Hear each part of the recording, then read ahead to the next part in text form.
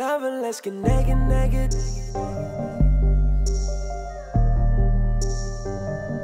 And loving, let's get naked, naked.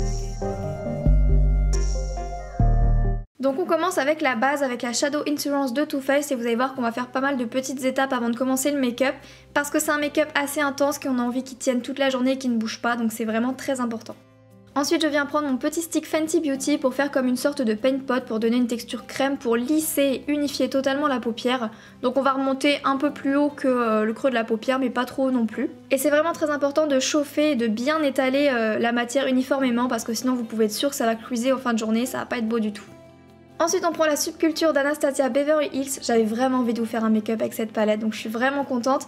Du coup on va prendre le orangé et on va faire un creux de paupière. Non mais vous vous lâchez, vous faites un énorme creux de paupière, vraiment du coin interne jusqu'au coin externe, vous vous lâchez, vous en faites un très grand et très prononcé. On va essayer d'étirer un maximum le make-up, du coup n'hésitez pas à aller un petit peu plus loin que votre coin externe.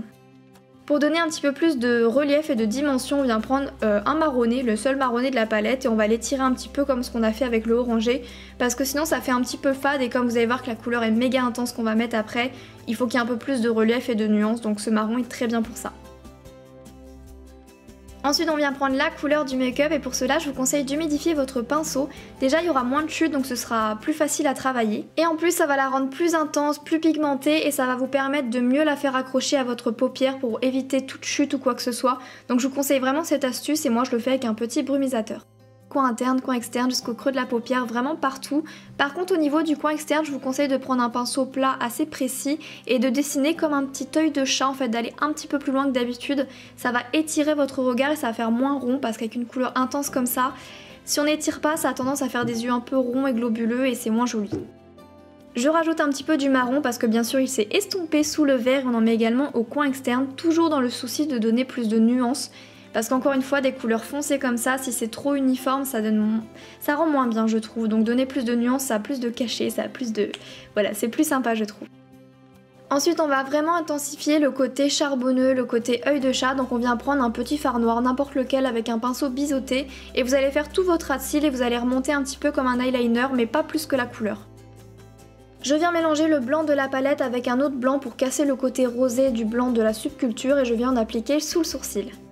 J'ai décidé de ne pas mettre de faux cils, voilà, parce que je trouve qu'avec ma technique et mon astuce d'effet faux cils, et ben, il reste plutôt long, donc je trouve que ça va bien. Donc voilà, pas de faux cils, mais vous pouvez en mettre si vous voulez. Par contre, si vous n'en mettez pas, c'est vrai qu'il faut vraiment pas mal charger. J'ai mis 2 couches du Marc Jacobs et j'ai rajouté du Better Than Sex. Bon, faut pas rêver, hein, avec un tel make-up, on a forcément des petites chutes, du coup on vient démaquiller un petit peu le dessous des yeux avant de passer à l'étape du coin interne. Et voici le moment de faire bam dans le make-up. Là, on sort vraiment le grand jeu. On utilise un vert un petit peu olive pailleté, mais magnifique, mon dieu, mais qu'est-ce qu'il est beau ce fard. Et on en applique généreusement dans le coin interne et c'est ce qui fait vraiment le make-up, je trouve. Bon, pour cette partie-là, il y a un peu moins de changements, tout simplement parce que j'adore ce fond de teint, donc je le réutilise. Donc c'est le Pitch Perfect en teinte porcelaine et je l'applique avec un petit pinceau de chez Sigma. Je crois que c'est le 3D, Kabuki 3D de chez Sigma, et je l'aime vraiment beaucoup. Étape suivante, anti-cerne correcteur, j'utilise toujours le même produit, vous le savez. Du coup là j'ai utilisé le Sephora que je trouve vraiment super bien. Il se finit juste trop rapidement j'ai l'impression, mais c'est vraiment une tuerie, je l'aime vraiment beaucoup cet anti-cerne. Et on vient tapoter pour estomper bien sûr. Et je poudre le dessous des yeux et les zones où j'ai des petites imperfections que j'ai dû cacher avec ma poudre libre de chez Too Faced. Pour le ras de cils, on prend un peu de vert, un peu d'orangé, un peu de marronné qu'on vient vraiment subtilement déposer pour pas faire d'esprit smoky.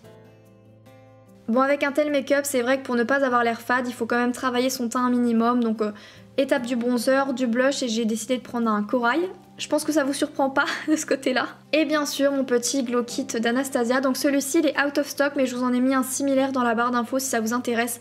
C'est vraiment mon outil préféré, que ce soit pour réchauffer le teint avec le marronné ou pour l'highlight, j'adore ce kit.